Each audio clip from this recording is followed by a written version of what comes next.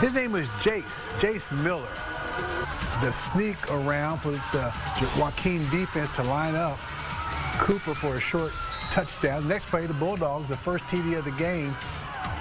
Now, Joaquin, they respond by going to the air. Gavin Cummings.